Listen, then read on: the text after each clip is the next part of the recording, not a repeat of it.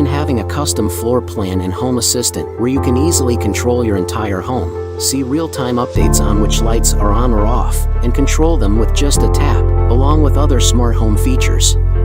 If you want to take your HomeAssistant dashboard to the next level, click the link below to watch the full video. I walk you through how to create a fully customized floor plan in HomeAssistant, giving you real-time control over your smart home. We start by adding interactive elements, like light switches, that allow you to see which lights are on or off and toggle them with a simple tap.